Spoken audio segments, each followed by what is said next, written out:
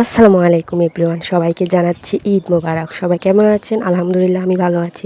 ঈদ তো সকালে উঠেই আজকে শুরু করলাম যে কাজটা, সেটা হলো আমি পেঁয়াজ কাটছি। পেঁয়াজ কাটার জন্য আমি পেঁয়াজগুলোকে আগে ছিলে নিয়েছি, তারপরে পেঁয়াজগুলোকে কেটে নিচ্ছি, কারণ আজকে গরুর মাংস রান্না করা হবে অনেকগুলো, তাই এক গাদা পেঁয়াজ কেটে নিচ্ছি আগে। তারপরে কিছু মাংস দিয়ে গেল যে আগে রান্না করার জন্য, ওইগুলা এখন ধুয়ে রেডি করব। আর এদিক দিয়ে মাটির চুলার রুটি এবং গরুর মাংস রান্না শুরু করে দিলাম।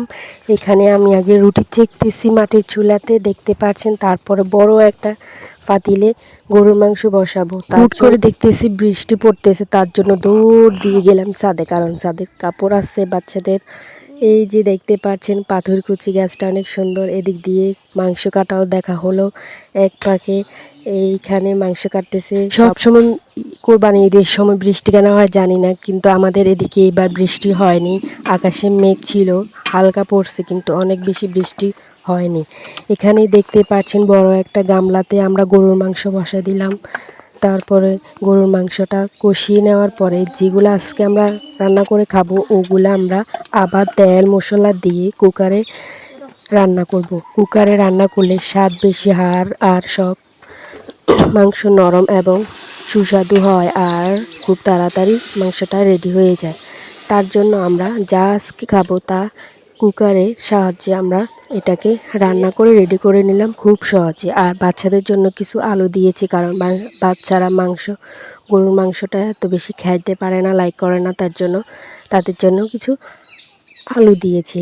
এরপরে দেখতে পাচ্ছেন বড়া নিয়ে আসলো একটা কোক, যেটা ছাড়া অসম্পূর্ণ কোরবানি, যেটা চলবেই যতদিন না গোস্ত খাবো। আর এখানে কিছু সালাদ করে নিচ্ছি আমি। সালাদের জন্য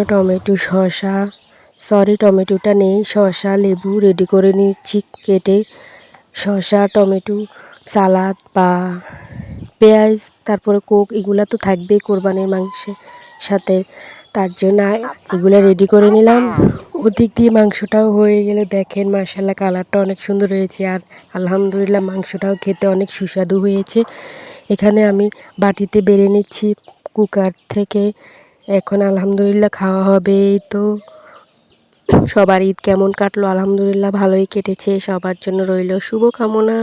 এরপরে বিকালবেলায় চলে গেলাম ফটো শ্যুট করার জন্য। বাপ মেয়ে তো খুব ব্যস্ত ছবি তোলা নিয়ে।